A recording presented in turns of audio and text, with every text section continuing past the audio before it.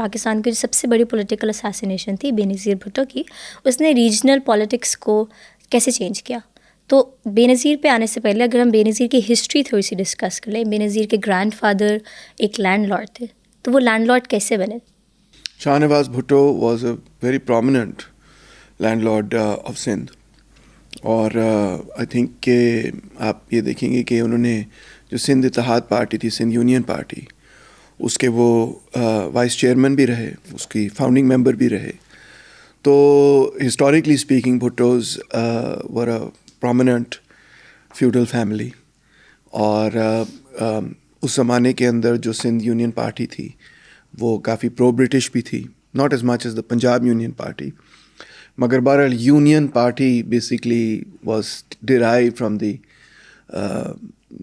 idea of the Union Jack and so on. تو اس وجہ سے you can say that they were very much pro-British. مگر پھر جیسے جیسے مسلم لیگ بنی تو شاہ Nawaz Bhutto and many others from the Unionist party, from the Sindh Union party, they ended up joining the Muslim League. تو جی they ended up supporting the Muslim League. So Zulfiqar Ali Bhutto who was the prime minister and بے نظیر's father, ان کو ایک طرح وراثت میں ایک سیاسی کردار ملا. بے نظیر بھٹو کی فیملی ہی ایک پولیٹیکل فیملی ہے. جی، اور جہاں تک لینڈ اوننگ کا تعلق ہے یا جاگیردار طبقے کا یا فیوڈل کلاس کا تعلق ہے، تو بیسکلی جب برٹش نے یہاں پہ پرماننٹ سیٹلمنٹ ایکٹ سندھ اور پنجاب میں 1860s میں متعارف کرایا تھا، تو اس وقت بہت ساری ایک پورا طبقہ انہوں نے ان کو زمینی حقوق دیے تھے، لینڈ رائٹس دیے تھے، کیونکہ وہ اسی طرح دیکھتے تھے کہ یہ وہ لوگ ہیں جو ہمارے ساتھ لائل رہیں گے. اس میں ظاہری بات ہے کہ جتنی بڑی سندھ اور پنجاب کے بڑے بڑے فیوڈل فیملیز ہیں وہ سب اس میں شامل ہیں. اوکے، تو اس کے بعد اگر ہم بے نظیر کے فادر پہ آ جائیں، ذوالفقار علی بھٹو صاحب پہ، ان کی پولیٹیکل انٹری کیسے ہوئی؟ انہوں نے ایک اپنی علیحدہ پارٹی پیپلز پارٹی کیسے بنائی؟ سب سے پہلے تو انہوں نے اسکندر مرزا اور پھر ایوب خان کے ساتھ اپنی سیاست شروع کی، اور وہ ایک ایسا پیریڈ تھا، ظاہری بات ہے کہ جب اسکندر مرزا اور ایوب خان بیسکلی انہوں نے جمہوریت کو سلب کیا ہوا تھا، ڈیموکریٹک پالیٹکس کو الاؤ نہیں کیا تھا. سو ذوالفقار علی بھٹو صاحب فارن منسٹر بنے انڈر ایوب خان، اور بہت قریبی تعلق تھا ان کا ایوب خان سے. 65 کی جب وار ہوئی تو اس کے بعد بھٹو کی اور ایوب خان کے اختلافات بڑھتے چلے گئے. انفیکٹ اس کی ایک وجہ یہی تھی کہ 65 کی وار میں Bhutto was very aggressively anti Indian, اور ایوب خان نے جب تاشکند میں اگریمنٹ کر لیا اور پھر شاستری کی جو کیسکٹ تھی، کیونکہ ان کی وہاں وفات ہوئی تو اس کو بھی اٹھایا، اس کی وجہ سے پاکستان میں ایک ریئیکشن پیدا ہوا ان کے خلاف، اور بھٹو نے اس ریئیکشن کو تیز بھی کیا اور اس ریئیکشن کا وہ حصہ بھی بنے، اور وہ اپوزیشن میں چلے گئے against Ayub Khan.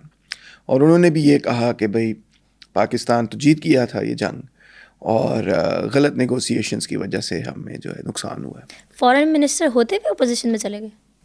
Sorry, he was the foreign minister. He was the foreign minister. تو foreign minister being the foreign minister وہ پھر بھی اپوزیشن کے نہیں، ساتھ ریزائن کر دیا تھا نا، ریزائن کر دیا تھا. پھر تو جب یونائٹڈ نیشنز میں یہ سارا معاملہ آیا تو انہوں نے بڑی ڈرامیٹک قسم کی تقریر وغیرہ کی، اور جس کی وجہ سے پھر ان کو پاکستان کے اندر جو لوگ تھے جو 65 وار میں بہت پرو پاکستان اور اینٹی انڈین تھے، ان کی بہت بڑی ایک اکثریت جو ہے وہ بھٹو کو بڑا پسند کرتی تھی، کیونکہ ان کو ایسا محسوس ہوتا تھا کہ بھٹو جو ہے وہ لڑے گا انڈیا کے خلاف.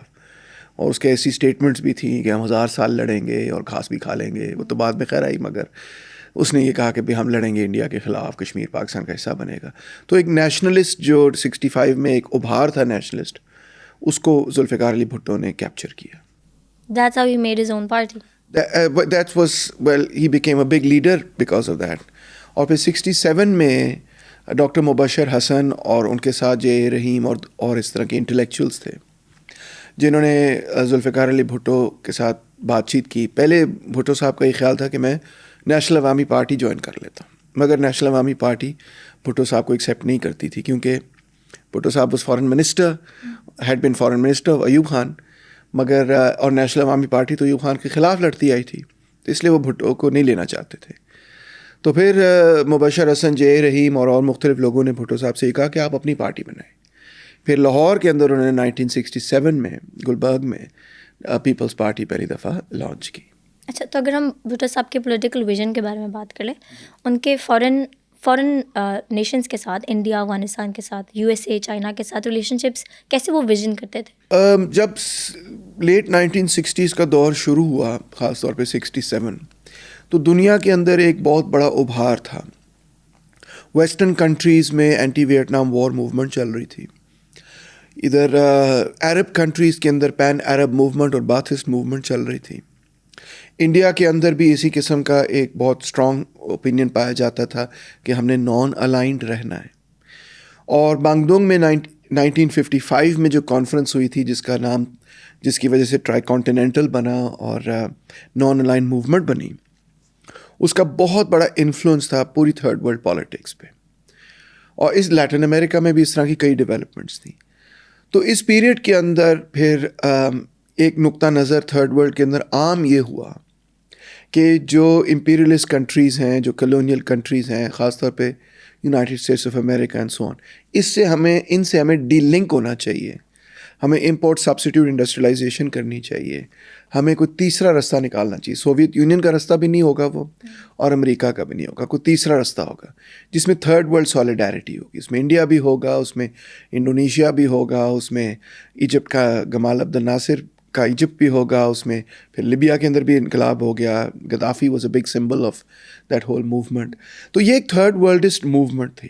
تو ذوالفقار علی بھٹو کی سیاست اور ارلی پیپلز پارٹی کی سیاست بھی اس تھرڈ ورلڈسٹ موومنٹ سے بہت متاثر تھی. اور ان کے ذہن میں جو اکنامک ماڈل تھا وہ یہی تھا کہ ہم سوشلزم لے کے آئیں گے، اور جو پولیٹیکل ماڈل یہ تھا کہ ہم پارلیمنٹری ڈیموکریسی رکھیں گے. اور وہ یہ بھی کہتے تھے کہ عوام طاقت کا سرچشمہ ہے اور مذہب ہمارا اسلام ہے اینڈ سو آن. تو یہ ان کے بنیادی نعرے تھے پیپلز پارٹی کے. یہ ان کی مورلس پالیٹکس.